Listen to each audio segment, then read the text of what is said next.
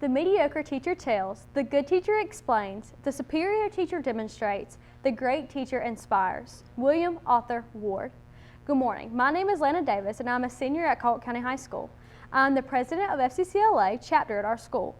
Along with being an officer, I am an early childhood education 3 student intern. I'm going to present to you today my STAR event on Teach and Train. The FCCLA planning process was used in completing my project.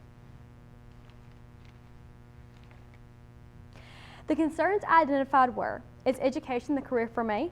Is the job outlook in education? While interning, I became aware of the lack of drive in first graders to want to learn. As I set a goal to explore the field of education by researching colleges, interning in an elementary school, and teaching a lesson on how learning is fun for first graders. My plan was to intern in a classroom for the year as part of my ACE 3 class and research the career, research colleges, and visit possible colleges to apply to. I would prepare a lesson to present to the first graders before Christmas break with 3 activities for them to complete on the fun of learning. As I put my plan into action,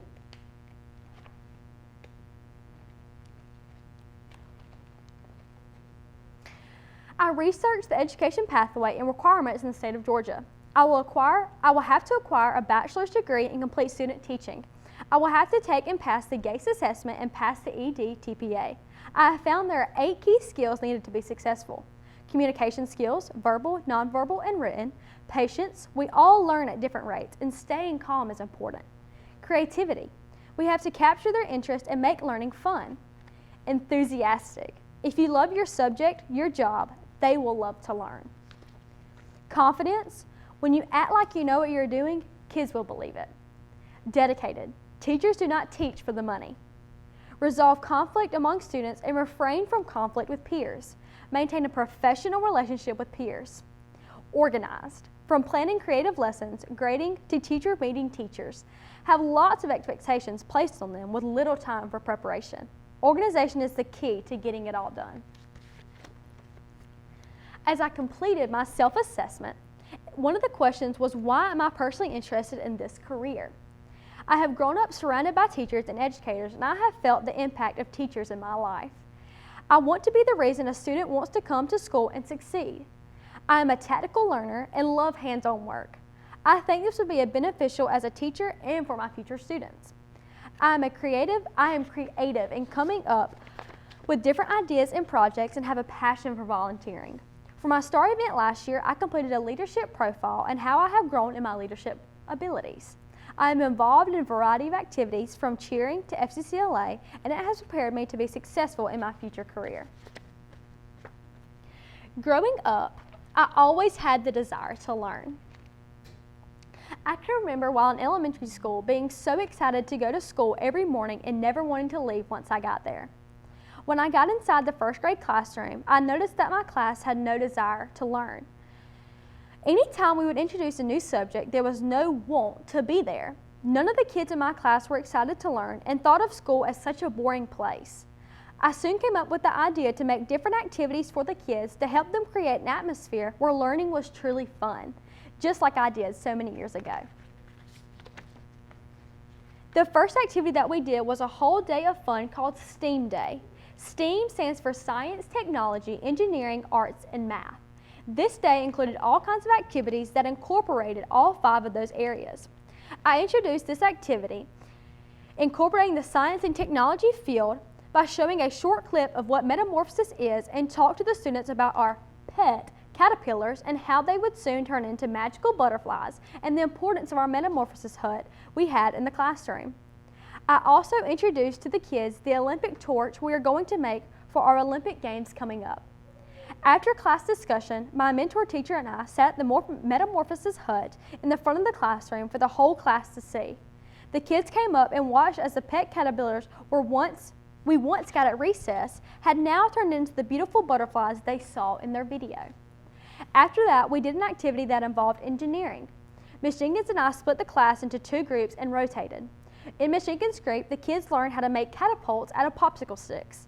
During my group, the kids got to come outside and work on the torch that was going to be used in our special Olympic Games the following week. Throughout the day, I could see a difference in the students' attitude about school. They really got into each activity, enjoyed their time learning and working on things that were new to them. Another activity we did was an academic Olympic Games. A couple weeks prior to our Olympic Games, we introduced what Olympic Games even are and talked to the kids about what all our Olympic Games entail. We will assign them into colors by groups. We will set up our room to look like a real Olympic game and make sure each student has room to play each game with fair accommodations.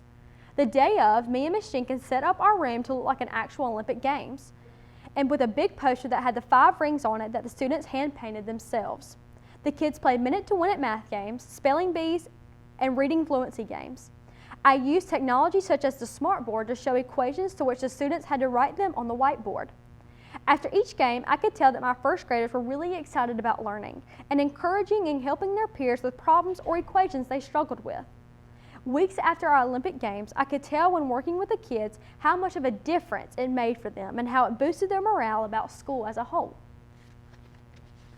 The last activity we did was called Christmas Around the World. Ms. Jenkins and I talked to the kids about each country celebrating Christmas in a different way. The kids went around to different first grade classrooms by traveling to a different country.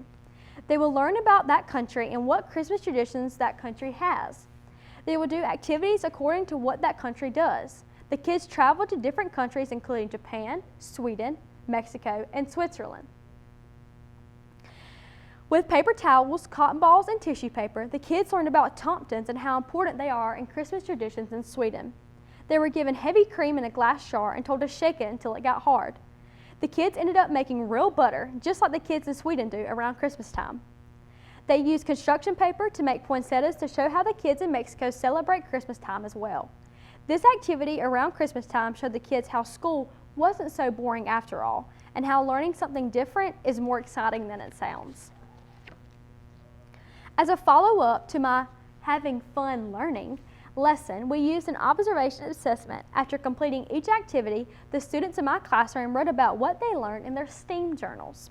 They wrote in a 1 to 2 sentence summary about what was their favorite part of the activity and what all they learned from it. After all 3 activities were completed, I could notice in the following weeks how engaged they were in their schoolwork and the more eager they were to learn. Through this pathway, I have had the opportunity to intern at a local elementary school. I chose to intern at the elementary school that I attended growing up, R.B. Wright Elementary School. I interned with Ms. Jenkins' first grade classroom every morning from 7:15 to 10 o'clock and afternoon from 1 o'clock to 2:30. Through this experience, I have become so confident in my decision for my career choice. I have learned so many things from classroom management skills, to grading papers faster, to learning each student's learning style, and even how to see the signs of a student who is in danger. I have seen it all up close and personal in the last several months. I feel that before you decide on any job, you need to shadow intern in that position. I am so incredibly thankful for the ECE pathway that has given me the opportunity. My ultimate goal is to become an elementary school principal, but I have to spend time in the classroom as an elementary school teacher first. I think that I will be a good teacher because I have a big heart for helping children learn new things. I jump at any opportunity that I get to teach and mentor students. I have good communication skills, and I can be creative. I love volunteering and being involved with anything I can. I love helping other people in any way possible. I love to be someone that people can rely on and trust. I want to be an example that kids can look up to and follow. We live in a world of technology, and the students are so technologically savvy. In my lesson, I incorporated the smartboard and YouTube to show what metamorphosis is and give the children an auditorial version of what they were going to experience with their eyes, so I could accommodate multiple learning styles. However, sometimes due to technology, students are lacking in social skills and kindness. So I did not use technology in every lesson because I wanted them to have the opportunity to communicate and interact with each other as much as possible. After completing this project, I am excited to say I have chosen to go to the University of Georgia and major in early childhood education.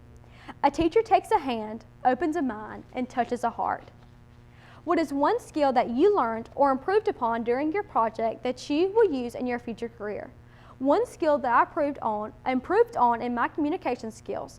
I had to learn how to talk to a big number of students and thoroughly explain the activity at hand.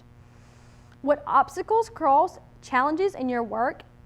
One obstacle that has presented to me was the occasional attitude adjustment from the first graders.